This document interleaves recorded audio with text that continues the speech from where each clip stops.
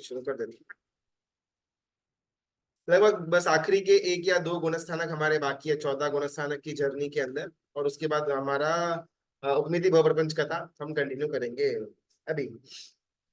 अ, एक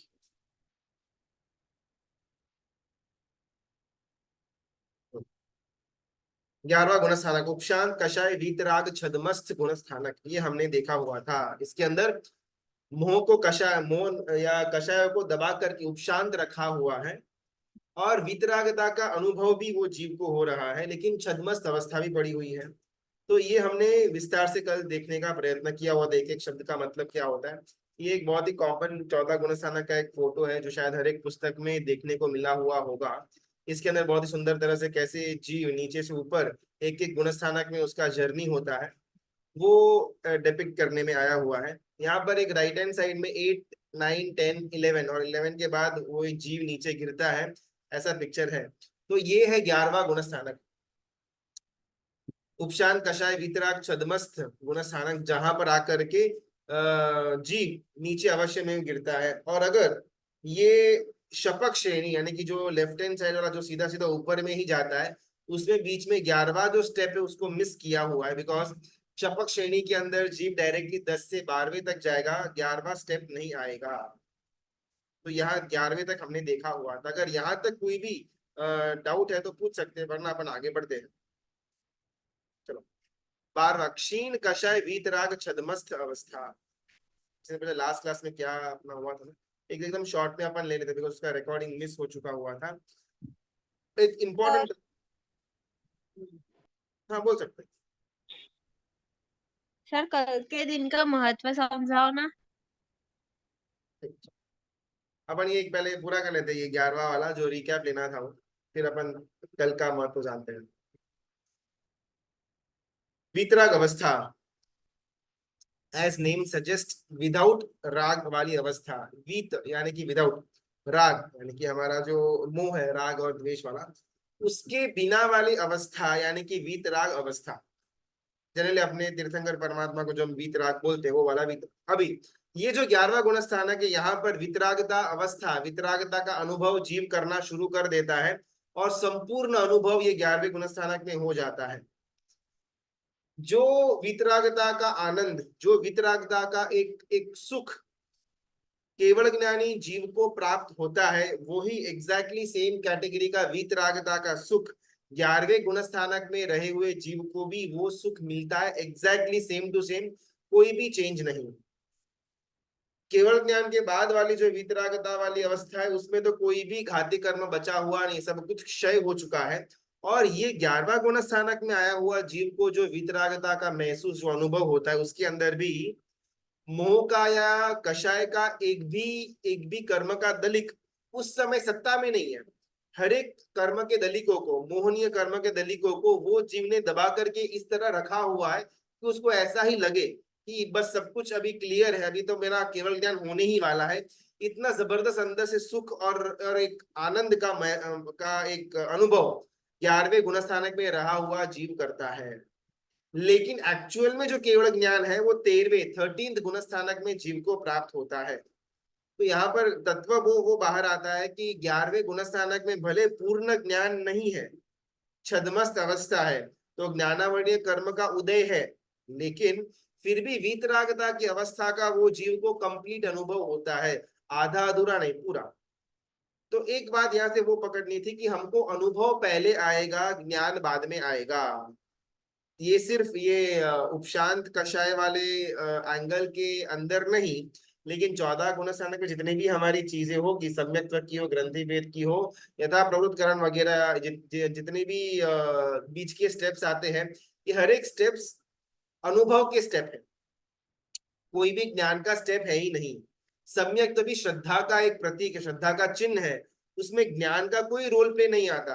अभवी जीव को भी 9.5 पूर्व तक का ज्ञान हो सकता है, लेकिन सम्यक्त्व बिल्कुल भी नहीं। तो हम बहुत बार सम्यक्त को ज्ञान के साथ एक एक कंपैरिजन के मोड में लेकर के जाते कि अब मुझे इतना आता है, मैं इतना पहचानता हूँ, ज्ञान है मेरे अंदर, तो शायद मैं सम्यक्त्व के अंदर या सम्यक्त्व के करीब पहुंच गया हुआ होऊंगा। लेकिन ये हमने ज्ञान के एंगल से देखा, जो बिल्कुल भी उचित नहीं है। अनुभव के एंगल से ये सम्यक्त्व हो या उपशांत कषाय वीतराग अवस्था को पहचानने का प्रयत्न होना चाहिए, ज्ञान के लेवल से बिल्कुल भी नहीं। ये तत्व हमने यहाँ से बाहर लिया हुआ था। तो ये था हमारा 11वां गुणस्थानक। अभी जैसे ही जीव 11वें गुणस्थानक पर आएगा, उसका नीचे गिरना निश्चित है। अभी कितना समय वो 11वें गुणस्थानक पर व्यतीत करेगा, वो जीव टू जीव वेरी होगा। लेकिन जब तक जीव 11वें गुणस्थानक पर होगा, तब तक वो केवल ज्ञान बनने ही, प्राप्त करने ही वाला है, ऐसी जबरदस्त उसके अंदर एक भावना रहती है। और लेकिन फिर दुर्भाग्यवश कहीं ना कहीं कोई ना कोई जो मोहनीय कर्म के दलिक दबाकर रखे हुए थे, वो जागृत हो जाते हैं और वो जीव को वापस नीचे लेकर के जाते हैं। तो ये जो हमारा जो एक बहुत ही फेमस फोटो है, इसमें वही बात दर्शाने में आई हुई है कि 11वें गुणस्थानक में उपशम श्रेणी जिसको कहा जाता है, 8, 9, 10, 11, उसमें 11th गुणस्थानक पर आने के बाद जीव वापस नीचे पहले गुणस्थानक पर गिर ही जाता है और फिर ऊपर आता है। लेकिन एक गोल्डन लाइनिंग, सिल्वर लाइनिंग ये है कि जो जीव पहले गुणस्थानक से बाहर निकला, उसका मोक्ष अवश्य होने ही वाला है। यहाँ पर ऐसा लगे कि भाई 11वां गुणस्थानक से जीव नीचे आता है, लेकिन जीव भले ही नीचे आए, उसका उत्पद गमन भी उन्मार्ग गमन के लिए ही होता है। सम्यक तो अगर एक बार प्राप्त कर लिया जीव ने, फिर चाहे कितनी भी बार नीचे गिरे, वो अपने मोक्ष के नजदीक ही पहुंच रहा है। पहला गुणस्थानक अगर एक बार जीव ने छोड़ दिया, यानी कि जीव का मोक्ष मार्ग शुरू और वहां से काउंटडाउन, फिर भले नीचे आता रहे, ऊपर जाता रहे, नीचे आता रहे, ऊपर जाता रहे, वो कोई भी मायने रखता नहीं है। एक बार अगर पहला गुना स्थानक छोड़ा, तो मोक्ष अवश्य वो जीव को मिलकर के ही रहता है। ये था हमारा 11वां गुण स्थानक। 12वां क्षीण कषाय वीत राग छदमस्थ गुण स्थानक। 11वां जो गुण स्थानक था वो था उपशांत कषाय वीतराग छदमस्थ अवस्था। अगर बोलना है तो बोल सकते हैं, वरना अपना आगे बढ़ते। क्षीण कषाय वीतराग छदमस्त अवस्था। यहाँ पर मोहनीय, स्पेसिफिकली मोहनीय कषाय है, लेकिन बहुत ही क्षीण है, एकदम हल्का सा, अपने को मालूम ना पड़े, दिखे नहीं, वैसी अवस्था, वैसा एकदम माइन्यूट भरा क्षीण यानी कि कषाय पड़ा हुआ है। वितरागता की अवस्था भी पड़ी हुई है, लेकिन साथ में छदमस्त अवस्था भी पड़ी हुई है। 11वें के अंदर क्या था, उपशांत, हमने उसको दबा कर रखा हुआ था। अभी वो जो दबा कर रखा हुआ था, उसकी मात्रा बहुत भारी थी, जिस कारण से वो स्प्रिंग की तरह उठा और हमको नीचे गिरा कर गया। 12वें गुण स्थानक के अंदर भी कषाय रहेगा, लेकिन क्षीण कषाय होगा। और 12वें गुण स्थानक पर सिर्फ और सिर्फ लोभ नाम का कषाय रहेगा, वो भी एकदम एकदम माइन्यूट मात्रा के अंदर। क्रोध, मान और माया वो तो कब के पहले ही माइनस हो चुके हैं। 12वें गुण स्थानक पर आया हुआ जीव सिर्फ क्षीण मात्रा में, बहुत ही जरा सी मात्रा में लोभ कषाय का उदय होता है। दूसरा, जो भी जीव 12वें गुण स्थानक पर आता है, वो अवश्य में उसी भव के अंदर केवल ज्ञान की प्राप्ति करता है। अगर फॉर सम रीजन मैंने पहले ही आयुष्य का बंद कर दिया हुआ हो, अगले भव का, ऐसा कुछ मेरा अलग अलग सिचुएशंस हो, जिस कारण से मुझे इस भव के अंदर केवल ज्ञान या सिद्ध सिद्ध गति की प्राप्ति नहीं होने वाली, तो इस भव के अंदर मैं 12वें गुण स्थानक के ऊपर नहीं ही आ सकता। मैं 6, 7 या 4, 5 के अंदर स्थायी रहूंगा, गिरूंगा नहीं, अगर मेरी परिणति होगी तो। अगर मेरा 12वें गुण स्थानक पर आ गया स्टेज, तो इसी भव के अंदर मेरा केवल ज्ञान और क्रमशः मोक्ष मुक्ति वो निश्चित है। बस इतना ही है 12वां गुण स्थानक के अंदर, जहां पर कषाय बहुत ही माइन्यूट मात्रा का पड़ा हुआ है, और बहुत ही कम समय के अंदर 13th गुण स्थानक पर वो जीव आ जाता है। ये वन ऑफ द बेस्ट गुण स्थानक है। ऐसा तो सारे के सारे गुण स्थानक बेस्ट ही है, लेकिन जो गोल है, वो गोल के नजरिए से ये गुण स्थानक सबसे श्रेष्ठ गुण स्थानक है, सयोगी केवली। इस गुण स्थानक पर आने के बाद जीव को केवल ज्ञान और केवल दर्शन की प्राप्ति होती है, या केवल ज्ञान प्राप्ति होने पर जीव इस गुण स्थानक पर आता है। अभी आज थोड़ा अपन प्रश्नोत्तरी करते हैं। सयोगी यानी क्या, हिंदी का वर्ड है, ज्यादा डिफिकल्ट तो नहीं है। व्हाट इज मेंट बाय सयोगी? सयोगी केवली नाम का जो 13वां गुण स्थानक है, उसमें सहयोगी वो शब्द का मतलब क्या? यानी भगवान की तरह योग करने वाला। भगवान योग करते हैं? आई मीन सॉरी, मिच्छामी दुक्कड़म, तपस्या तो मीन्स तपस्या तो मैं अपने भी करता हूँ, ध्यान आप भी ध्यान करते हैं। ध्यान ध्यान, भगवान जिस तरह ध्यान में रहते हैं। उसको योग बोलेंगे।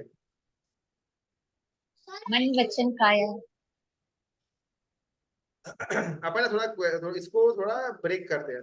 सहयोगी, सह और योग, ये दोनों का संधि से सहयोगी बना। अभी सह यानी कि साथ में, उसको एक बार साइड में रखते हैं। योग यानी क्या? वो बाबा रामदेव वाला योग की बात नहीं चल रही है यहाँ पर। योग या योगी जो है, जो योग करता है उसका नाम है योगी। ठीक है, ओके। तो एग्जैक्टली योग यानी क्या? मन वचन मन काया वचन काया। मन वचन काया का योग, ठीक है। तो सहयोगी यानी क्या? सब जो साथ। मन वचन काया के साथ क्रिया करने को। स यानी सभी। तो हम भी तो सहयोगी है ना, अपन भी तो मन वचन और काया से ही तो धर्म की आराधना करते हैं। स्वाध्याय किया, मन वचन काया आई, तपस्या किया, मन वचन काया आई। तो हमारा भी हर एक योग मन वचन काया सहित का ही होता है, तो अपन भी सब सहयोगी ना। भले केवली नहीं है, ठीक है, उसको साइड में रखते हैं। हम सब भी सहयोगी ना।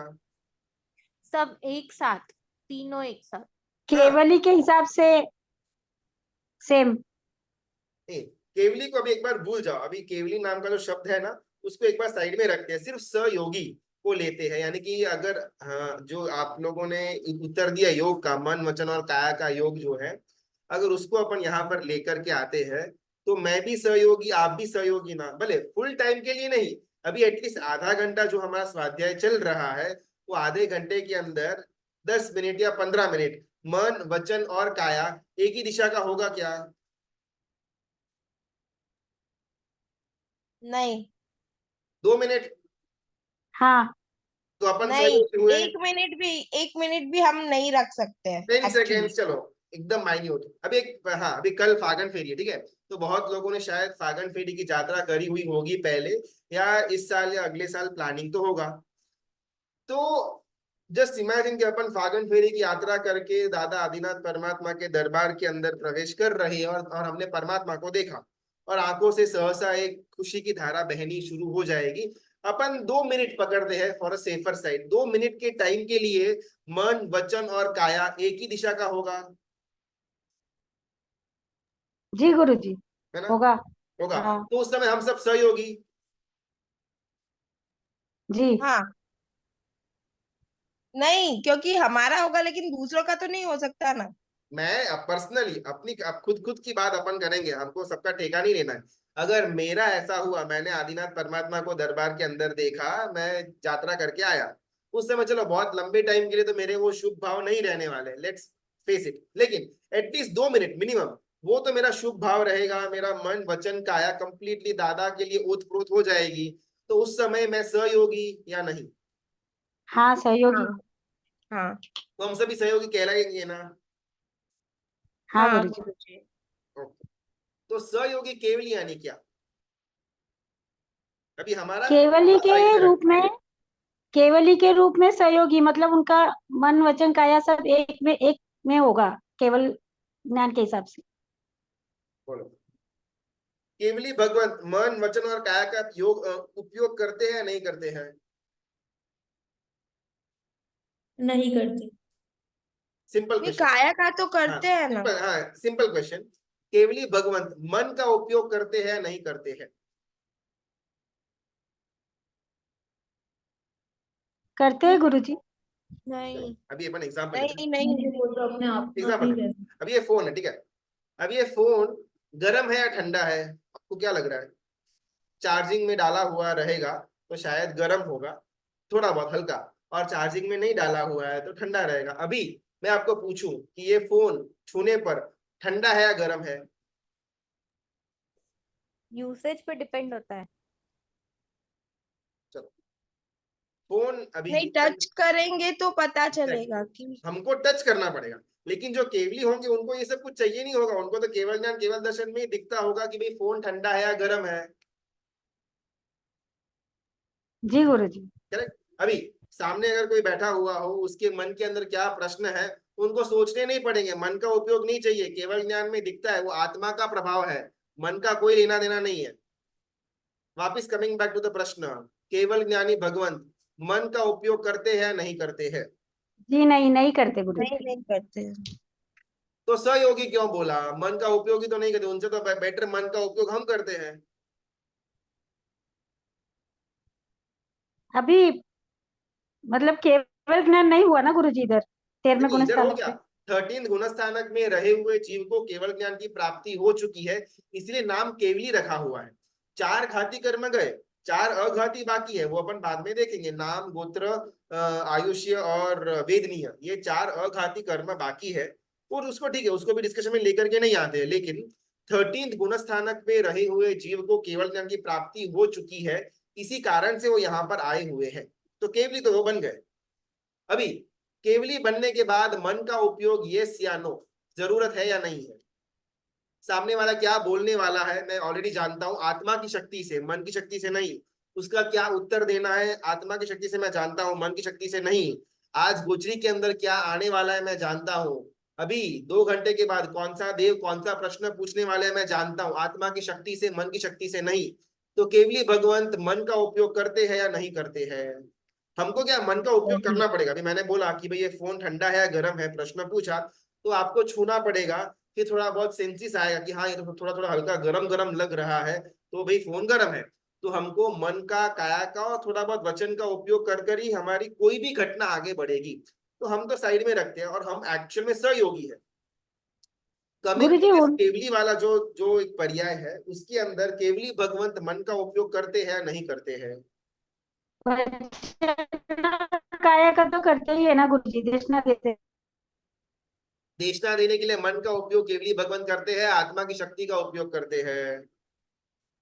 आत्मा की शक्ति का। केवल ज्ञान और केवल दर्शन मन का गुण है या आत्मा का गुण है? आत्मा का। तो वो आत्मा का गुण दीक्षिणा है। या धर्म की स्थापना करेंगे, वो मन से करेंगे या आत्मा से करेंगे? आत्मा से। तो मन का क्या बेनिफिट, आत्मा मन से। का क्या यूज?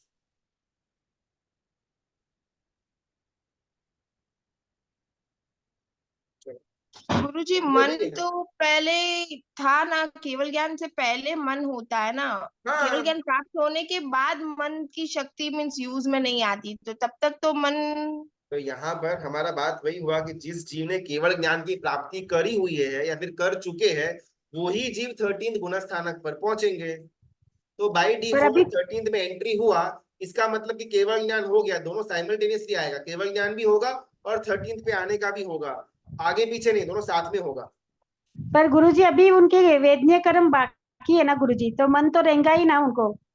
वेदनीय कर्म के लिए मुझे मन के, मैं बोल रहा हूँ कि मन का उपयोग कहाँ करते हैं? नो आइडिया गुरु जी।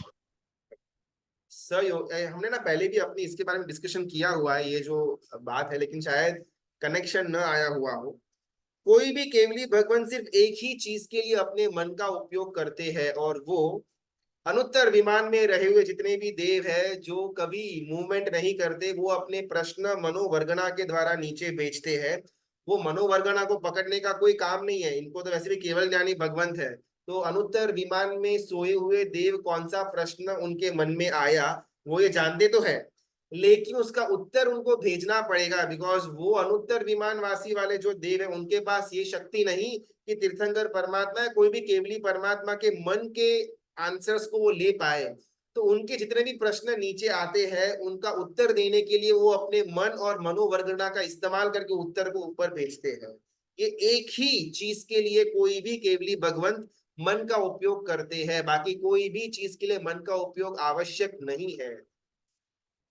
अनुत्तर विमान वासी वाले सिद्धशिला के जस्ट नीचे उनका 5 विमान होते हैं अनुत्तर के, उनका इतना एकदम सॉर्टेड आउट लाइफ होता है कि बस पूरा टाइम सोना। उत्कृष्ट 33 सागरोपम का उनका आयुष्य, उत्कृष्ट में हाईएस्ट, अपन सोच ना पाए उतना बड़ा ये फिगर 33 सागरोपम। 33 सागरों में कुछ भी नहीं करना, बस पूरा का पूरा टाइम सोना, मतलब सोना यानी कि एकदम वो खराटे वाला नहीं, लेकिन लेटना ऐसे हाथ रख करके, जैसे वो विष्णु भगवान की वो मूर्तियां नहीं होती जैसे हाथ रख करके सोए हुए थे, बस वो सेम पोजिशन के अंदर अनुत्तर विमान वासी वाले देव अपना पूरा टाइम पास करते हैं। कोई भी परमात्मा के कल्याणक में जाने का नहीं, कहीं भी नीचे जाने का नहीं, कोई भी समोसरण के अंदर या देशना के अंदर किसी में कोई काम नहीं, बस ऐसे ही पड़े रहने का। और परमात्मा या केवली भगवंत या वहां जो कोई भी वाणी चल रही है, जिन वाणी, उसको सुनते हैं सुनते हैं सुनते हैं। अभी इनके पास केवल ज्ञान नहीं है, वाणी तो सुनी, लेकिन डाउट उत्पन्न हुआ कि भाई 12वें गुण स्थानक से 13वें के अंदर जीव कैसे आएगा।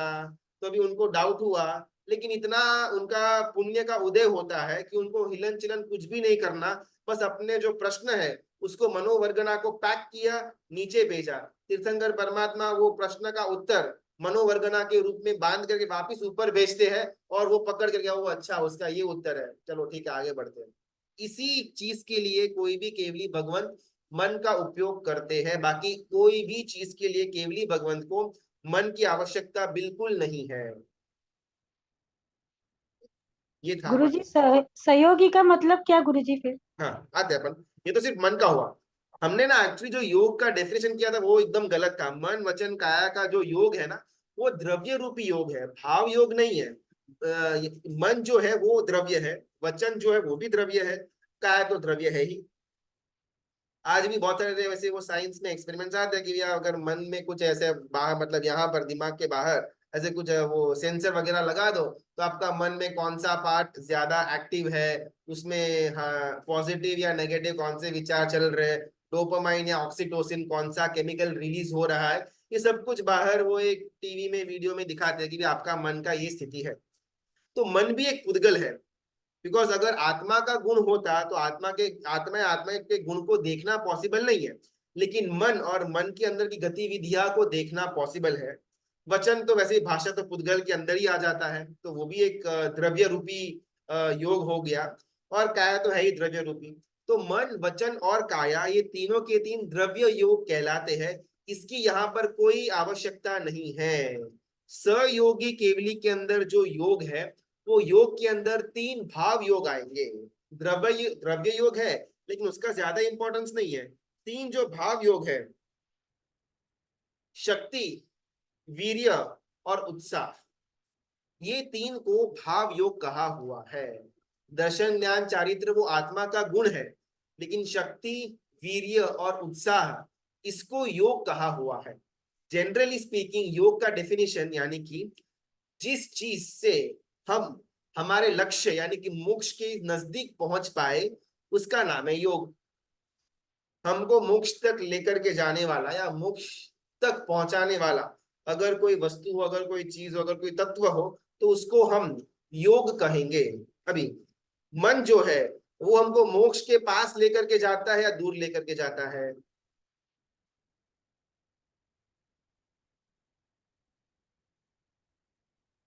तुम सन्नाटा हो गया। मोक्ष हमको योग के मोक्ष पास चलो, लेके चलो। जाता है। हाँ, मन मोक्ष के पास लेकर के जाता है या दूर लेकर के जाता है? मन मोक्ष के पास लेके जाता है।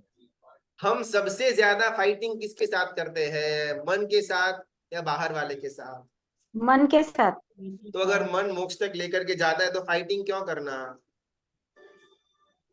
कर्मों के वश में ना गुरुजी। तो मन हमको मोक्ष तक लेकर के जाता है या नहीं जाता है, वापिस वो प्रश्न। नहीं लेके जाता है।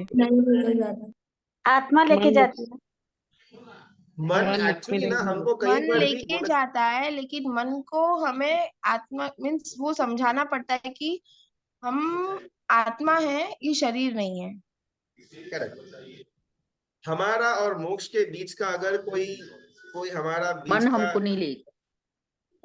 हमारे और हमारे लक्ष्य मोक्ष के बीच का अगर कोई रुकावट होना, तो वो सिर्फ एक है, हमारा मन। और कोई करम फरम वरम सब एकदम टाइम पास वाले लोग हैं।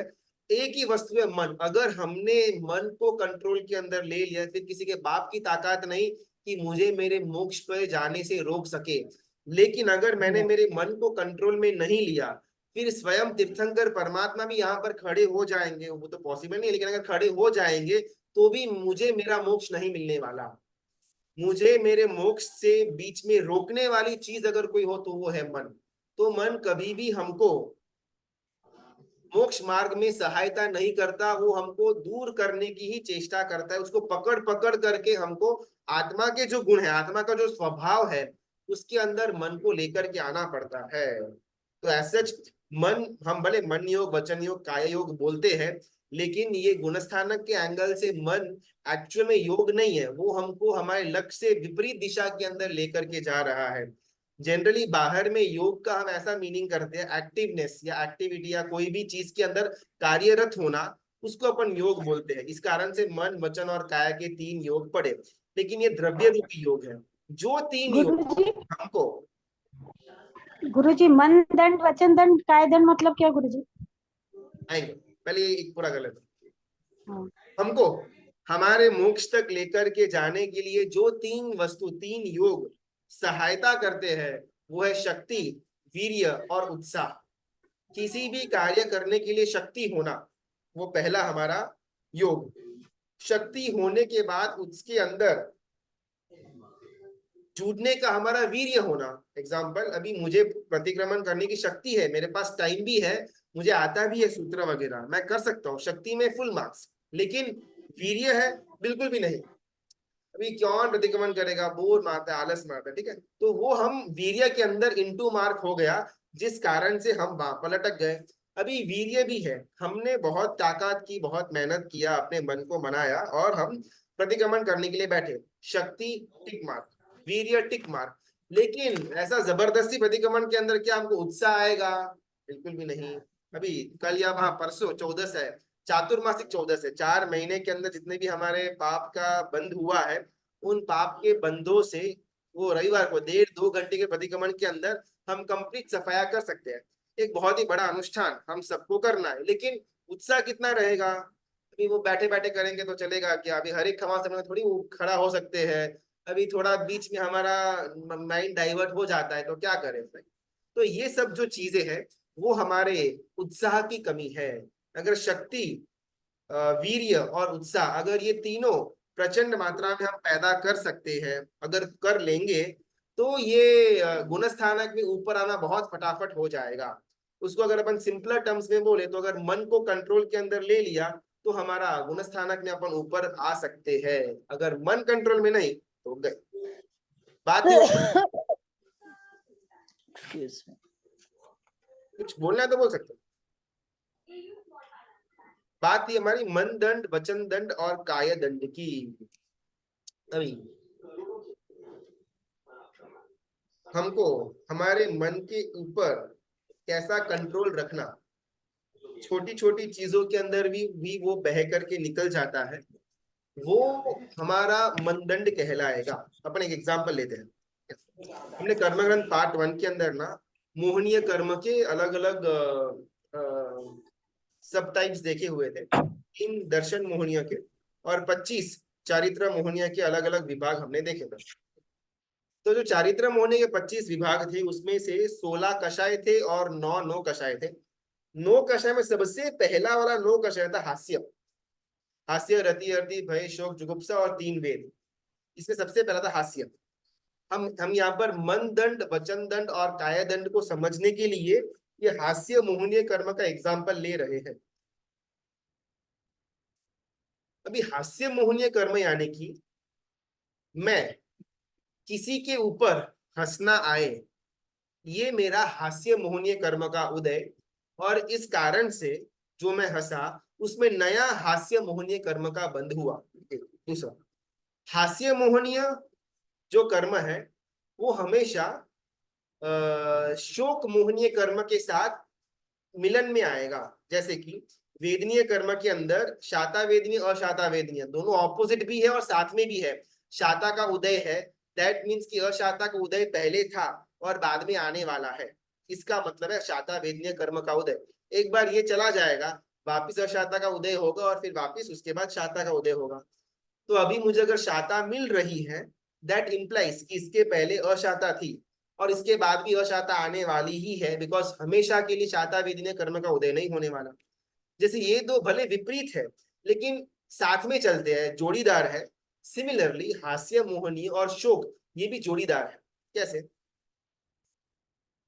अभी अगर मैं किसी के ऊपर हंसता हूँ, किसी की हालत को देख कर, कि उसके दोषों को देख करके, या उसके उसके एनवायरनमेंट को देख करके, गोत्र को कोई भी चीज हो, अगर मैं सामने वाले के ऊपर हंसता हूं तो इस कारण से मेरा हास्य मोहनीय कर्म का बंध तो हो रहा है, लेकिन साथ ही साथ में शोक मोहनीय कर्म का भी बंध हो रहा है, जिस कारण से भवांतर में जब ये कर्म का उदय आएगा तब मुझे रोने के दिन आएंगे।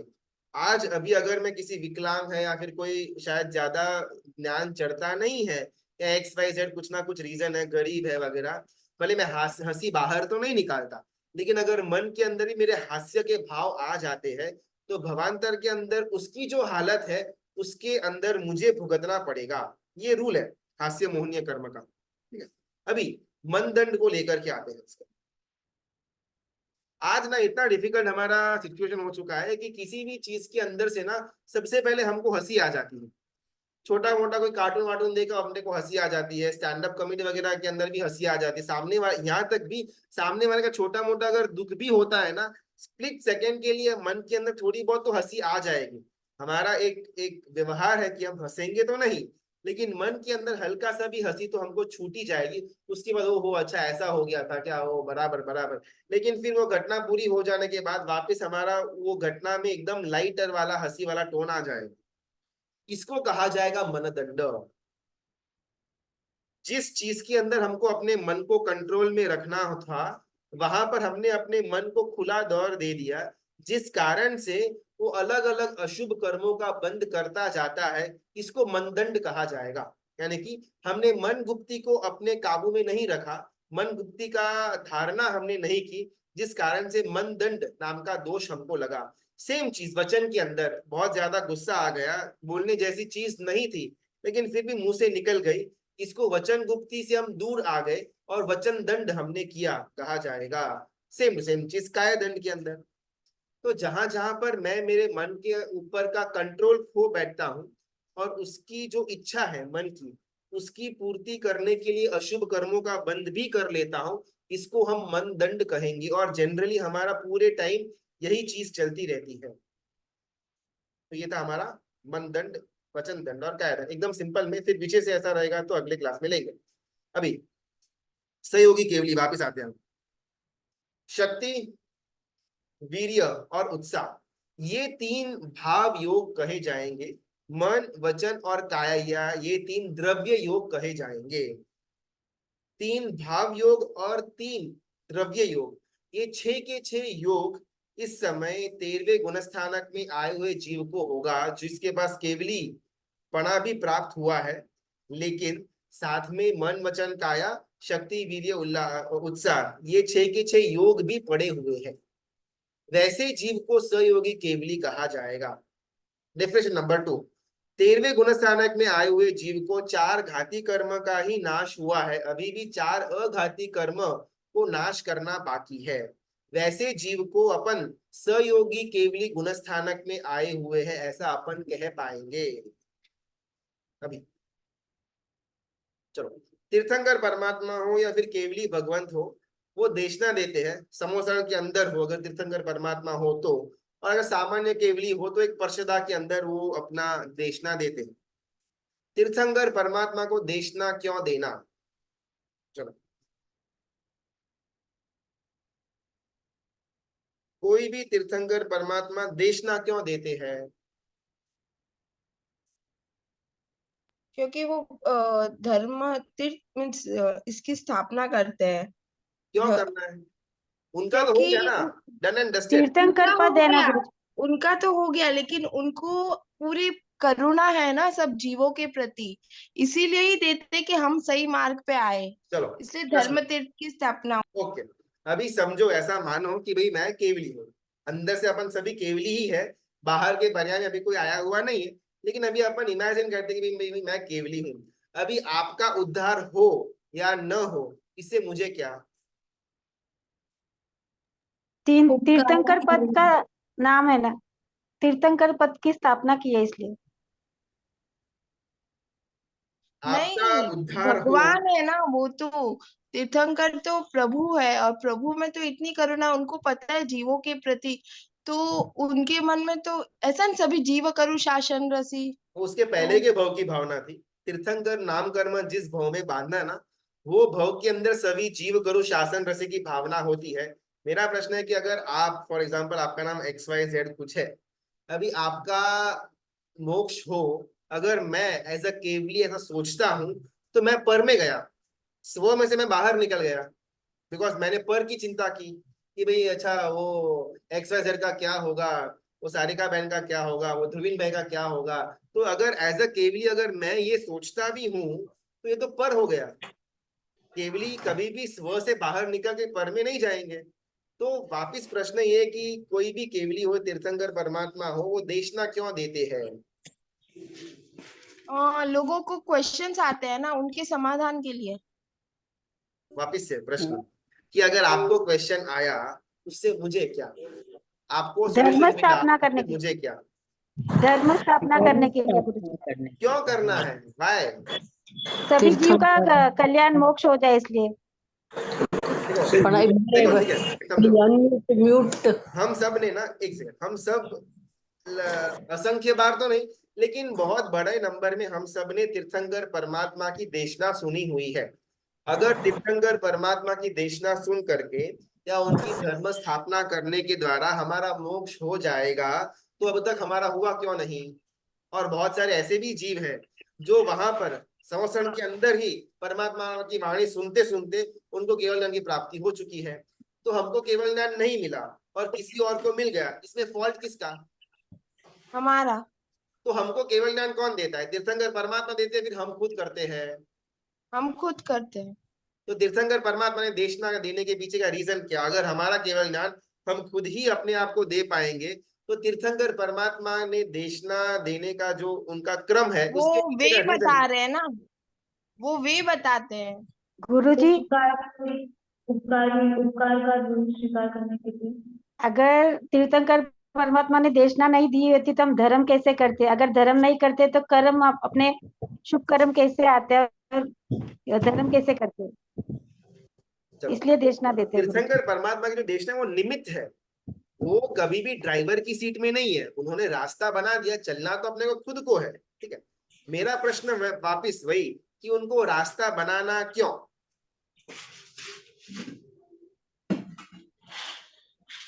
तो ये 13वां जो गुणस्थानक है ना, बहुत ही ब्यूटीफुल गुणस्थानक है। इसके अंदर एग्जैक्टली हमारा स्वभाव कैसा होगा आगे जाकर के, और उसके लिए मुझे अभी क्या प्रैक्टिस करनी पड़ेगी स्वभाव के अंदर, उसकी झांकी ये 13वां गुणस्थानक दिखाता है।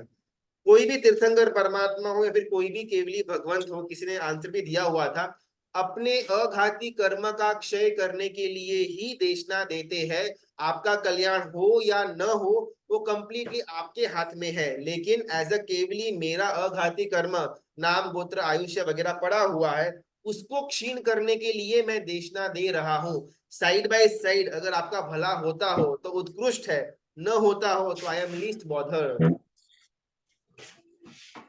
मैं मेरे अघाती कर्म को क्षय करने के लिए मन वचन काया के योग के अंदर जा रहा हूं, बिकॉज ये गुणस्थानक के अंदर अभी भी 4 अघाती कर्म पड़े हुए हैं, और वो अघाती कर्म को क्षय करने के लिए उनको ये जो धर्म के देशना है या जो पंथ की स्थापना है वो करनी आवश्यक बन जाती है। कोई भी तीर्थंकर परमात्मा अरिहंत परमात्मा हो, उनका गोल क्या होगा, लक्ष्य क्या होगा? मोक्ष। हाँ, सिद्ध अवस्था, राइट। कोई भी अरिहंत परमात्मा का लक्ष्य सिद्ध होता है तो सिद्ध कभी भी इंटरेक्ट नहीं करते किसी के साथ। सिद्ध कभी भी हमको कोई रास्ता नहीं दिखाने वाले, सिद्ध कभी भी हमको हमारा गुण मार्ग के ऊपर आगे लेकर के नहीं आने वाले। खुद अरिहंत भी यही चाहते हैं कि मैं वो सिद्ध पद को प्राप्त करूं और ऐसा सिद्धत्व मैं उसके अंदर अपने आप को देखूं। अभी उसके अंदर वो ट्रांसफर जो है अरिहंत तो सिद्ध जो उनको करना पड़ेगा, वो ऑन द वे अघाती कर्म का क्षय होगा तो ही वो अपने लक्ष्य को प्राप्त कर पाएंगे। तो लक्ष्य तक पहुंचने के लिए ये धर्म देशना वगैरह स्थापना करते हैं।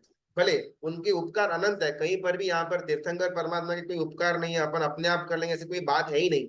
लेकिन एज अ केवली 13वें गुणस्थानक में आया हुआ जो जीव है, उनके पॉइंट ऑफ व्यू से वो कोई भी योग की जो भी प्रतिक्रिया करते हैं वो सिर्फ और सिर्फ अघाती कर्म का क्षय करने के लक्ष्य से ही होती है। आपका कल्याण अगर होना है तो हो जाएगा, और अगर नहीं होना है, मैं चाहे यहाँ पर 48 आवर्स तक भी देशना देता रहूं, फिर भी नहीं ही होने वाला। हमको खुद को ही हमारा गुण मार्ग, हमारा गुण स्थानक में आगे बढ़ने का पुरुषार्थ करना होगा। कहीं पर कोई भी तीर्थंकर, कोई भी सिद्ध हमको ऊपर नहीं चढ़ाने वाले। पॉइंट 1। पॉइंट 2, हमको कोई गुरु भी ऊपर नहीं चढ़ाने वाले, हमको खुद को ऊपर चढ़ना पड़ेगा। अभी फॉर एग्जाम्पल हम ये जो जो गुणस्थानक या कर्म ग्रंथ का स्वाध्याय कर रहे हैं, ठीक है, इसमें इस परिप्रेक्ष्य में मैं गुरु के स्थान पर हूं, जो आपको ये कर्म ग्रंथ का ज्ञान देने का एक छोटा प्रयत्न मैं कर रहा हूं। अभी इसके अंदर आपको गुणस्थानक समझ में आए, कर्म ग्रंथ समझ में आए या समझ में न आए, आप चिंतन करो या न करो, उसमें आप परिवर्तन लेकर के आओ या न आओ, उससे मुझे क्या।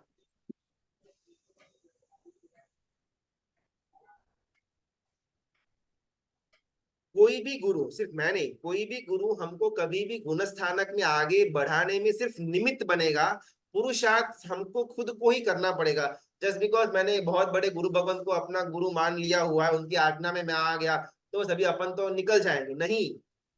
अगर जब तक मैं खुद पुरुषार्थ नहीं करूंगा, तब तक तीर्थंकर परमात्मा भी मुझे ऊपर लेकर के नहीं आ सकते हैं। फिर गुरु भगवंत का तो बहुत लेट में नंबर आएगा।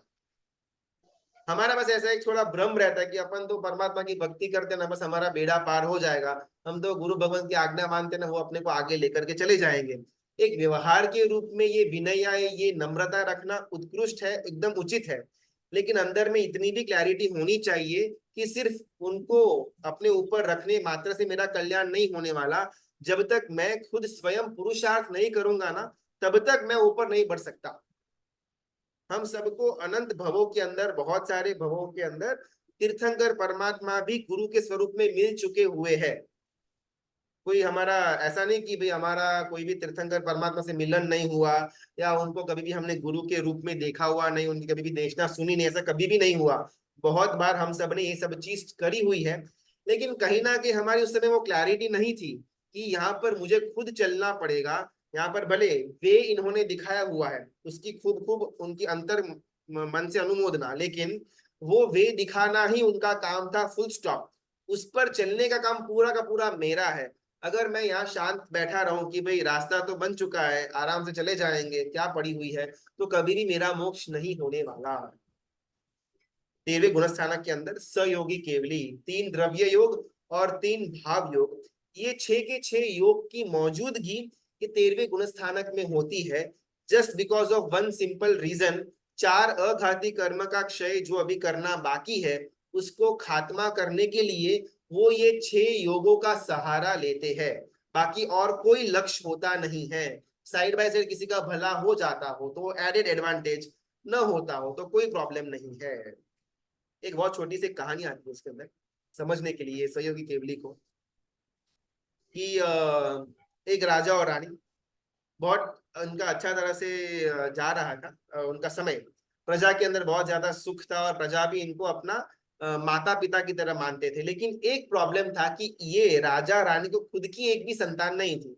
अलग अलग जगह पर जाते हैं, ये मान्यता वो मान्यता, यहाँ पर ये गुरु भगवंत, वो तंत्र मंत्र सब कुछ किया, और फिर एक वन फाइन डे पुण्य के उदय के, भाग्योदय के कारण से उनके घर एक संतान का जन्म हुआ, और वो भी पुत्र रत्न की प्राप्ति हुई। तो राजा का तो आपका चलो अभी मेरा जो राज्य है वो मैं मेरे बेटे को सौंप सकता हूँ, और मैं एकदम निश्चिंत से रिटायरमेंट या बाद की लाइफ में जी सकता हूँ, ऐसा उसे सोचना शुरू कर दिया। और दोनों जन और तीनों जन बड़े शांति से अपना जीवन व्यतीत कर रहे थे। अभी 6, 7, 8 साल की उम्र हुई ना हुई, वो जो लड़का था, राजकुमार था, वो घुड़सवारी सीखते सीखते सीखते जंगल में अकेला निकल गया और वहां पर गुम हो गया। पीछे सैनिक वगैरह भेजे, लेकिन कहीं पर कोई अता पता मिल ही नहीं रहा। राजा भी जबरदस्त दुख के अंदर, आजू बाजू के गांवों के अंदर उसकी तपास वगैरह कराई, लेकिन कहीं पर कोई मिल ही नहीं रहा कि भाई ये लड़का ऐसा कोई मिला हुआ हो। सबको ऐसे कि भाई एकदम से अदृश्य हो गया, कोई देव उसको लेकर के चला गया। ऐसे जब मन के अंदर भ्रमणा आई, 6, 8 महीने, साल, 2 साल तक प्रयत्न किया ढूंढने का, फिर स्टॉप कर दिया कि अभी कुछ होने वाला है नहीं। अभी अपन दूसरी संतान के लिए ट्राई करते हैं, बिकॉज आखिरकार राज्य भार देंगे किसको। उसमें और 5, 7, 8, 10 साल निकल जाते हैं। राजा अभी वृद्धावस्था के नजदीक पहुंचने वाला है, और वो एक ही संतान उसकी हुई थी जो गुम हो गई। अभी मन के अंदर डर कि यार 65, 70 का हो चुका हुआ, अभी 2, 5, 10 साल के अंदर तो जय श्री राम हो जाएगा। तो उसके पहले कोई ना कोई किसी को उत्तरदायित्व तो देना पड़ेगा। और मेरी जो खुद की संतान थी वो मालूम नहीं क्या कहाँ गई, किस हालत में होगी, जिंदा है भी या नहीं। तो राजा ने आखिरी एक बार ट्राई किया। उस समय की जो फोटो थी, अभी कैसे फोटो थी मालूम नहीं, हैंड पेंटिंग है, प्रिंट आउट वाला था, वो प्रश्न का उत्तर मालूम नहीं है, लेकिन बचपन की जो राजकुमार की फोटो थी, वो फोटो को पूरे गांव के अंदर आजू बाजू हर एक जगह पर उसने फैलाया कि भाई ऐसा मेरा संतान, मेरा राजकुमार 10 साल पहले दिखता था। बिकॉज अभी तो वो बात को 10 साल व्यतीत हो चुके हैं, तो अभी ये कैसा है मालूम नहीं है, लेकिन पहले ऐसा दिखता था। अभी अगर किसी को ध्यान में हो तो आप उसको मेरे पास लेकर के आना, उसको मुंह मांगा इनाम मैं दूंगा। पूरे नगर बाहर वगैरह हर जगह पर ये बात फैल गई। और वो जो राजकुमार था जो पहले गुम हो चुका हुआ था, वो इतनी छोटी वय के अंदर गुम हो चुका था कि वापस उसको घर का रास्ता नहीं मालूम था, मैं कौन था वो भी भूल गया हुआ था। और वहां पर कोई भिखारियों की जो छोटी मोटी टोली थी, ऐसा बस्ती टाइप, वहां पर वो रहने लगा कि भाई वहां पर खाना मिल रहा है, यहाँ पर मेरा जीवन निर्वाह हो जाएगा, ऐसा समझ करके वो वहां पर बसना शुरू कर दिया। उसको ध्यान ही नहीं रहा कि भाई मैं खुद राजकुमार हूँ। ऐसे 10 साल निकल गए। अभी वो जो भिखारियों की जो बस्ती थी वहां तक भी ये पैम्फलेट तो पहुंचा, ये ऐसा ऐसा 10 साल पहले गुम हो चुका था, उस समय उसने ऐसे कपड़े पहने हुए थे और ये ऐसा उसका मुंह था। अभी वो जो भिखारियों की जो बस्ती है उसका कोई लीडर वीडर रहेगा, वो पैम्फलेट लेकर के आया और ये जो राजकुमार जो अभी लगभग 18 17 18 साल का हो गया, उसके हाथ में दिया कि मुझे हो ना हो ये तू ही है। बिकॉज मुझे आज भी याद है कि 10 साल पहले तू ऐसी पोशाक पहन करके यहाँ पर हमारी पल्ली के बीच में या हमारे बस्ती के बीच में आया हुआ था, और तेरा मुंह भी थोड़ा बहुत मैचिंग लग रहा है। और उसको डाउट आया वो राजकुमार को, वो देख रहा है कि हाँ भाई ये तो मैं ही हूँ। ओ हो, अच्छा मैं तो खुद राजकुमार है। मैं 10 साल से भिखारी की अवस्था में घूम रहा था। अरे मेरा तो ये पूरा का पूरा राज्य का ओनर मैं हूँ, और मैं यहाँ पर रोज 2 रुपए 20 रुपए के लिए भीख मांग रहा था। और जिस क्षण उसको मालूम पड़ा कि भाई मैं ही राजकुमार है, सीधा पैम्फलेट लेकर के भागा अपने माता पिता के पास, पूरी कहानी बताई। माता पिता ने उसको अच्छे कपड़े दिए, उसका राज्याभिषेक किया और वो राजा बन गया। घटना काल्पनिक है, लेकिन इससे ना बहुत सुंदर एक चीज बाहर निकालनी है कि हम सब भी वो राजकुमार जैसे हैं जो भी अज्ञात अवस्था के अंदर भिखारी के वेश में घूम रहे हैं। हमारे अंदर ही सम्यक्त्व पड़ा हुआ है, हमारे अंदर ही केवल ज्ञान भी पड़ा हुआ है, लेकिन अभी तक हमको हमको बिलीफ नहीं हो रहा कि भाई यही मैं हूं। और ये जो फोटो देखा ये भिखारी ने, और फिर उसको यकीन हुआ कि यार ये मेरा ही तो फोटो है। एग्जैक्टली वो सेम प्रक्रिया करने के लिए हम डेली परमात्मा का दर्शन या पूजा करते हैं, बिकॉज उनका जो स्वरूप है ये मैं ही तो हूँ। रोज देखते रहेंगे, रोज देखते रहेंगे, तो कभी ना कभी हमारे अंदर से हमको बिलीफ आएगा, श्रद्धा आएगी कि yes this is me only. और वो श्रद्धा जिस दिन हमको आ गई, वो हमारा सम्यक्त्व का दिन। आज तक हमारे पास सम्यक तो पड़ा हुआ है, किसी के पास सम्यक कुछ बाहर से कोई लोन में अपने को नहीं देने वाला, हमारे अंदर ही पड़ा हुआ है। केवल ज्ञान भी हमारे अंदर ही पड़ा हुआ है, बाहर से कुछ भी नहीं आने वाला। लेकिन हमको खुद को वो श्रद्धा करनी पड़ेगी कि यस ये मेरा ही स्वरूप है, मैं ऐसा ही हूँ। अभी बाहर का जो मेरा खुद का बॉडी है, भले वो कर्म के कारण कुछ भी आड़ा टेढ़ा मिला हुआ है, लेकिन परमात्मा का जो बिंब है उसको देख करके मुझे अंदर में ये श्रद्धा उत्पन्न होनी कि इनकी जैसी जो सौम्यता है, इनका जो स्वरूप है बाहरी और अंदरी, ऐसा ही मैं हूं। ये चीज को बिलीफ में लेकर के आने के लिए ही हम प्रतिदिन परमात्मा का दर्शन पूजा वंदन इत्यादि करते हैं, कि कभी ना कभी वो राजकुमार को जैसे स्ट्राइक हुआ वैसे मुझे भी स्ट्राइक होगा। ये कहानी का एक और मॉरल था कि यहाँ जितने भी गुणस्थानक में चीजें आती है ना, कोई भी चीज बाहर की नहीं है, सब कुछ ऑलरेडी हमारे आत्मा के अंदर ही पड़ा हुआ है। ग्रंथि भेद हो या सम्यक्त्व हो या अंतरकरण हो या यथा प्रवृत्तकरण हो या केवल ज्ञान की भूमिका, केवल दर्शन की भूमिका, आगे जाकर के केवली समुद्घात आएगा, स्थिरीकरण वगैरह आएगा, ये सब कुछ ऑलरेडी हमारे पास है।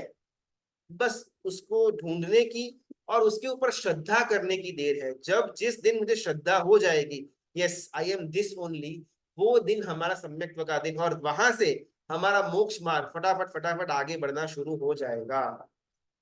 आज अपन ये 13th गुणस्थानक पर पॉज देते हैं।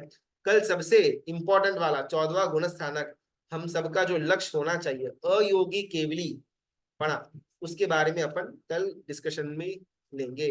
अभी कुछ प्रश्न तो फटाफट अपन ले लेते हैं। जीरण शेड का उदाहरण भी सेम ही है ना? हाँ, भाव से करेक्ट। द्रव्य से उनको कुछ भी नहीं मिला, परमात्मा का पारना करने का उनको गोचरी सुपात्र दान का लाभ तो नहीं मिला, लेकिन भाव से कंप्लीटली वो जुड़े हुए थे। देशना देते हैं, वचन योग यूज, हाँ वचन योग यूज हुआ। मेरा प्रश्न था मन योग का। वचन तो ऑब्वियसली वो बोलेंगे तो वचन योग तो होगा, और वो नव कमल के ऊपर पैर रख करके समोसरण तक पहुंचते हैं, तो वो भी काया का योग तो हुआ। तो वचन और काया तो अंडरस्टैंडेबल है, लेकिन मन योग सिर्फ वो मनोवर्गना वाला जो एग्जाम्पल लिया था उसी के अंदर मन योग उनका इस्तेमाल होता है, कोई भी केवली भगवंत का। इसके अलावा कहीं पर भी उनको अपना मन यूज नहीं करना पड़ता। अगर 12 व्रत नहीं लिया फिर भी मन को जीता तो मोक्ष जा सकते हैं। एग्जाम्पल इलायची कुमार। जब देखो यहाँ पर अपन सर्ववीर्ति नहीं भी लेंगे ना तो भी मोक्ष मिल जाएगा, 12 व्रत नहीं भी लेंगे तो भी मोक्ष मिल जाएगा, बिकॉज ये सब ना भाव का स्तर है, 14 गुण स्थानक द्रव्य का स्तर नहीं है। और ना अगर ऐसा होता तो जितने भी सर्ववीर्ति को ग्रहण करते हैं सब लोग फटाफट फटाफट मोक्ष तक पहुंच जाएंगे, लेकिन ऐसा होता तो नहीं है। मैंने, आपने, हम सब ने मेरू पर्वत जितने ओके लेकर के यहाँ पर बैठे हुए हैं, फिर भी अभी कहाँ पर नंबर लगा हुआ है। तो ये सब कुछ ना व्यवहार रूपी जो धर्म है वो इसकी ज्यादा इंपॉर्टेंस गुणस्थानक के अंदर नहीं है। यहाँ पर निश्चय धर्म या भाव धर्म उसकी ज्यादा इंपॉर्टेंस है। लेकिन हमारा भाव धर्म या निश्चय धर्म शुद्ध है, ये तभी हम जान पाएंगे और मान पाएंगे जब हमारा व्यवहार शुद्ध होगा। ये हमारे स्तर की बात हो रही है, वो इलायची कुमार वगैरह वो अलग लेवल है, उनको भी साइड में रखते हैं। लेकिन जब तक मैं द्रव्य से संसार का त्याग नहीं करूंगा तब तक मेरे मन से, भाव से या निश्चय से संसार के लिए घृणा हो या भव निर्वेद हो वो सही मात्रा वाला नहीं कहा जाएगा।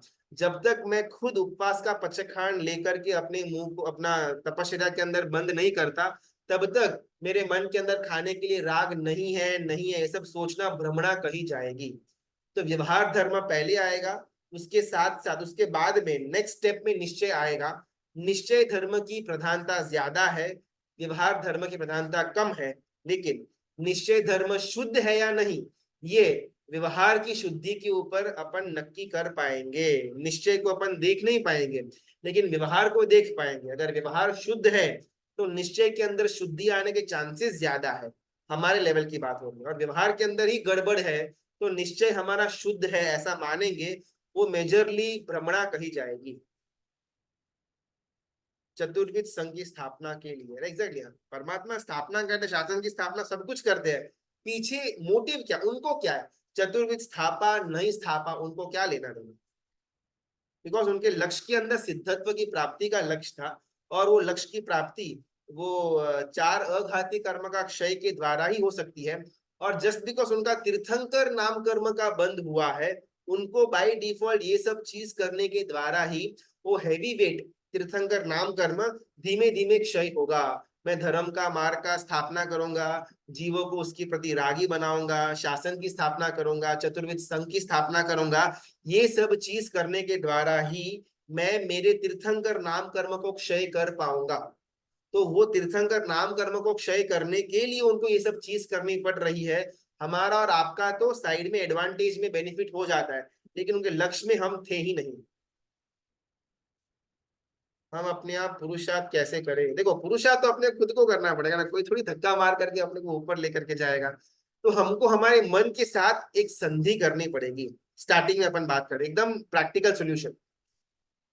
बहुत बार ना मन कैसा है, उसको इंद्रिय की जो आसक्ति है, विषयों की आसक्ति है, उसको पूरी करने में मजा आता है। अच्छा देखने को मिला, अच्छा एकदम एसी का फीलिंग आया, अच्छा खाने को मिला, अच्छा सुनने को मिला, बस इसी के पीछे मेरा मन, हम सबका मन भागता होगा। अभी मन के साथ ना अपने को डीलिंग करनी पड़ेगी। ठीक है भाई, तेरे को 2 घंटे या 4 घंटे नेटफ्लिक्स पर बिंज वॉच करनी है, ओके मैं कराऊंगा, कोई प्रॉब्लम नहीं है। लेकिन उसके पहले 50% ऑफ द टाइम स्वाध्याय के अंदर देना पड़ेगा। 4 घंटे नेटफ्लिक्स के अंदर बिंज वॉच करना है, नई वेब सीरीज आई है आज करेंगे, लेकिन उसके पहले 2 घंटा स्वाध्याय करना पड़ेगा, तो ही मैं अलाउ करूंगा। ऐसी मन के साथ मांडवली करनी पड़ेगी। अच्छा खाना है, खाना कोई प्रॉब्लम नहीं, लेकिन जब चौमास चौदस आएगी संडे को, उस दिन उपवास अवश्य में करना पड़ेगा। फिर मंडे को तेरे को जो फ्रूट वूट खाना है मैं खाने की अलाउ दूंगा, अभक्ष्य को छोड़ करके, लेकिन संडे को तेरे को उपवास करना पड़ेगा नहीं। तो ऐसा अपन गिव एंड टेक करके भी एटलीस्ट थोड़ा थोड़ा करके अपने मन को धर्म के अंदर लेकर के आने का प्रयत्न करेंगे, पुरुषार्थ करेंगे। और एक पॉइंट आएगा जब ये धर्म के अंदर ही हमारा मन लग जाएगा। अभी वो 4 घंटे का वेब सीरीज में मजा नहीं आता है, ये अपन कर्म ग्रंथ हो या कोई भी स्वाध्याय के अंदर अभी मेरा मन लग रहा है। तभी इसी को जो मैं पहले 2 घंटा धर्म और 4 घंटा नेटफ्लिक्स करता था, अभी 3 घंटा स्वाध्याय 3 घंटा बिंज वॉच, 4 घंटा स्वाध्याय 2 घंटा बिंज वॉच, और 6 के 6 घंटे स्वाध्याय के अंदर ही हमारा मन लगेगा। वो स्तर आएगा, परमात्मा करे कि इस भाव में अपने को मिले, लेकिन अगर न भी मिले वो एक धारा शुरू हो जाएगी। अभी 2 घंटा स्वाध्याय 4 घंटा बिंज वॉच, शुरुआत तो करते हैं। 10 साल बाद 20 साल बाद 3+3 होगा, 50 साल बाद शायद 4+2 होगा, और अगले भाव के अंदर 6+0 हो जाएगा। तो हमारे मन के साथ हम थोड़ा बहुत छल कपट मांडवली वगैरह करेंगे ना, इसके द्वारा अपन ये 3 प्रकार का जो भाव योग है उसके अंदर जुड़ पाएंगे। मैं परमात्मा को मैं खुद मानूं वो सर्वश्रेष्ठ है। एग्जैक्टली अपन फॉर एग्जाम्पल हमारे संघ के अंदर शंकेश्वर पार्षद परमात्मा मूल नायक विराजमान है, तो वहां पर जाकर के मुझे शंकेश्वर पार्षद परमात्मा को नहीं देखना है, वो तो उनका पूर्व काल था। अभी तो वो सिर्फ आत्म तत्व सिद्धशिला के ऊपर विराजमान है। उनका वो जो ये वाला जो उनकी अवस्था थी वो तो उनकी पास्ट अवस्था थी। अभी भूतकाल को देख करके मुझे क्या करना है? ये मैं ही हूँ, ये मेरा वर्तमान काल है, ये ही मेरा भविष्य काल होने वाला है, और पूर्व काल से मैं ऐसा ही था, ये मुझे बिलीफ आना चाहिए। अभी इसका मतलब ये भी नहीं कि भी मैं परमात्मा तो मैं बोलूं वही सबको करना है, ये उल्टी धारणा नहीं पकड़ना है। लेकिन परमात्मा मेरे अंदर ही है, मेरा आत्मा ही परमात्मा है। अगर अपन ये मान लेंगे तो जो जो चीजें हम मंदिर के अंदर नहीं कर सकते वो मैं मंदिर के बाहर भी नहीं कर सकता। मंदिर के अंदर मैं कुछ भी खाना पीना या रात को खाना नहीं कर सकता, तो बाहर आकर के भी खाना पड़े, लेकिन वो मेरी एक मजबूरी है, वैसे खाऊंगा, एकदम रस लेकर के नहीं खाऊंगा। मंदिर के अंदर गाली गलौच नहीं कर सकता, तो मंदिर के बाहर भी परमात्मा मैं हूँ, मेरे अंदर परमात्मा बसे हुए। यहाँ पर शंकेश्वर पार्श्वनाथ ही है, तो उनके समक्ष तो मैं कैसे गाली गलौच कर सकता हूँ? झगड़ा हो, पंचायती हो, वी कथाओं हो, मैं मंदिर में नहीं कर सकता, तो बाहर भी क्यों? अगर मैंने ये मान लिया इस एंगल से कि भाई मैं ही परमात्मा हूँ या मेरे अंदर ही परमात्मा है, तो जो गुण मार्ग में आगे बढ़ना है वो फुल स्पीड में होता जाएगा। हमारा क्रोध कट डाउन, मान कट डाउन, माया कट डाउन, लोभ कट डाउन, दोष कट डाउन, तो बचा क्या? फटाफट फटाफट अपन आगे बढ़ना शुरू कर देंगे। लेकिन मैं ही सर्वश्रेष्ठ हूँ, मैं बोलूं वैसा ही सबको करना बिकॉज मैं परमात्मा हूँ, वैसा गलत ट्रैक पकड़ लेंगे तो डिफिकल्टी हो जाएगी। सामान्य केवली भी देशना देते हैं कल के दिन का। हाँ, सामान्य केवली देशना तो देते हैं ना। गौतम स्वामी महाराजा भी, गौतम स्वामी भगवंत या सुदामा स्वामी भगवंत भी हो, परमात्मा की गैर हाजिरी में धर्म का प्रचार करने के लिए हमारे एंगल से और उनके एंगल से उनको जो अघाती कर्म बाकी है उसका क्षय करने के लिए वो देशना देते तो है। समोसन की रचना नहीं होती है, लेकिन बड़ी मात्रा में पर्षदा होती है जहां पर चतुर्विद संघ, देव देवी वगैरह सब लोग हाजिर तो होते हैं। हर एक केवली दे जरूरी नहीं है, कोई भी केवली न दे जरूरी नहीं है। जिसका जैसा जैसा अपना खुद के कर्म का बैलेंस होता है उसको क्षय करने के लिए उस प्रकार की वो देशना देते हैं। अगर मुझे मालूम है कि भी मेरा बहुत छोटा अघाती कर्म पड़ा हुआ है, इसका तो अभी क्षय मैं कर सकता हूँ, तो भाई मुझे देशना देने की कोई जरूरत है ही नहीं, तो मैं नहीं दूंगा। अभी गंधर नाम कर्म पड़ा हुआ है, बहुत हैवी वाला कर्म है, उसको क्षय करने के लिए मुझे देशना देनी पड़ेगी, मैं देशना दूंगा। तो ये एंगल से अपना ये सहयोगी केवली कहा जाए। कल के दिन का महत्व ना, कल फागण सुद 13 फागण फेरी, कल के दिन 6 गांव की परिक्रमा शत्रुंजय तीर्थाधिराज की होती है। यानी 6 गांव की 6 अलग अलग नाम के गांव नहीं आएंगे, लेकिन ये एक मेजरमेंट का टूल था। जैसे अभी आज किलोमीटर है हमारे पास मेजर करने के लिए डिस्टेंस को, वैसे पहले के समय के अंदर गांव से एक मेजरमेंट नक्की होता था। 1.5 गांव, 3 गांव, 6 गांव, 12 गांव वगैरह अलग अलग मेजरमेंट आता है कि उतनी डिस्टेंस की हमने शत्रुंजय तीर्थाधिराज की परिक्रमा की। अभी कल के दिन शांब और प्रद्युम्न कृष्ण महाराजा के जो पुत्र थे वो लगभग 5 या 6 करोड़, एग्जैक्टली नंबर नहीं मालूम, देवकी के जो 6 पुत्र हैं, ये सब कल के दिन या शत्रुंजय तीर्थाधिराज से मुक्ति को प्राप्त किए हुए थे। और शत्रुंजय तीर्थाधिराज का जो अपना मेन टूक है, वहां से टूवर्ड्स भाड़वा का डूंगर का जो जो रास्ता है, वो सिर्फ कल एक ही दिन के लिए खुलता है। बाकी 359 दिन वो रास्ता बंद ही रहता है। बीच में चंदन तलावड़ी, फिर वहां पर जाकर के कृष्ण के सॉरी देवकी के 6 पुत्रों की देरी आती है, कृष्ण महाराजा के शाम और प्रद्युम्न की देरी आती है, और भाड़वा के डूंगर के ऊपर आदिनाथ परमात्मा के पगलिए भी है। ये सब चीजों को देखने के लिए कल एक ही दिन का हमारे पास समय होता है। बहुत रेयर केस में के अंदर जब वहां पर कोई नौबाणु यात्रा वगैरह होती है, तो स्पेशल परमिशन लेकर के कोई एक दिन के लिए वो 6 गांव का रूट खुलता है, और वो भी सिर्फ नौबाणु के यात्रिकों के लिए ही। बाकी अगर सामान्य से अगर हमको ये 6 गांव की परिक्रमा करनी हो, तो कल एक ही दिन के लिए ये सामान्य पब्लिक के लिए खुला हुआ रहता है। तो ये फागुन सुद 13 के जो एक्चुअल महिमा वगैरह है, वो अपन कल थोड़ा विस्तार से समझने का प्रयत्न करेंगे। आज हमारा समय भी थोड़ा ओवर बाउंड हो गया। मित्रा की आज्ञा विरुद्ध कुछ भी बोला हुआ हो तो निच्छामी। गुरु जी, एक लास्ट क्वेश्चन, हाँ। एक लास्ट ये जो चंदन तलावी, उसका एक क्या इतिहास था? वहां पे किसी ने कुछ पैर रखा था प्यास के बुझाने के लिए, या फिर बहुत करोड़ लोग मोक्ष गए थे इसीलिए? आई मीन वो सब तरह से वो। इन शॉर्ट चंदन तलावड़ी को वहां पर न सोते हुए कायोत्सर्ग करने का महिमा है। बिकॉज वहां से जितने भी जीव चंदन तलावड़ी से जो जीव मोक्ष में गए हुए थे ना, उनकी ऐसी अवस्था थी कि वो सोए हुए थे और कायोत्सर्ग ध्यान में लीन थे, और वैसी अवस्था के अंदर उनको उनका वहां से मोक्ष गमन हुआ। तो हम भी वहां पर 12 लोगस या जितनी भी हमारी शक्ति हो, वो शक्ति के हिसाब से लेटे लेटे कायोत्सर्ग करें, ताकि उन जीवों ने जो भावना का स्तर वहां पर अचीव किया हुआ था, वो भावना का स्तर हमारे अंदर भी आए। उस एंगल से ये चंदन तलावड़ी का कैसे क्रिएशन वगैरह हुआ, एक बार अपन कल विस्तार से उसकी कहानी लेंगे तो ज्यादा बेटर मालूम पड़ेगा। गुरुजी, सर टुमारो वी हैव धन्यवाद क्लासेस। गुरु जी। हाँ, कल अपन रखेंगे। वैसे भी कल फागुन सुद 13 है ना, तो थोड़ा बहुत शत्रुंजय तीर्थाधिराज की महिमा और हमारा आखिरी वाला जो ये अयोगी केवली पड़ा हुआ है, बाकी उसको भी अपन जानने का प्रयत्न, कल 9:15 बजे हमारा क्लास होगा। गुरुजी, पालितना कितने बजे चढ़ना चाहिए कल 100 गांव फेरी का? ऐसे तो कितने बजे अगर हाथ स्टार्ट की रेखा जब हमको दिखती है ना, उसके बाद ही यात्रा की शुरुआत होती है। लोग तो अभी रात को ही करके वहां पर रामपुर पर जाकर हाँ, के बैठ जाते हैं, या फिर सुबह 3 बजे उठ करके जाने शुरू कर देते हैं। अभी ये उचित तो नहीं है। अगर मैं हूं तो ऐसा मैं बिल्कुल न करूं, लेकिन अगर कोई करता हो तो उसको गलत बोलने का मेरा कोई हक नहीं है। लेकिन मैं अगर पर्सनली चाहूं तो भाई, हाथ की रेखा जब दिखनी शुरू हो जाए नॉर्मली विदाउट लाइट, नॉर्मल बाहर में, उस समय से मुझे मेरी यात्रा की शुरुआत करनी जो लगभग 5:15 5:30 के आसपास का समय होता है, वो समय के बाद हम यात्रा शुरू करें, उससे लाभ पूरा मिलेगा। आगे करेंगे तो विराधना का दोष तो लगेगा, और साथ में आराधना का पुण्य का बैलेंस भी होगा, तो दोनों पाप भी लगा पुण्य भी लगा, तो ये उचित थोड़ा कम लगता है।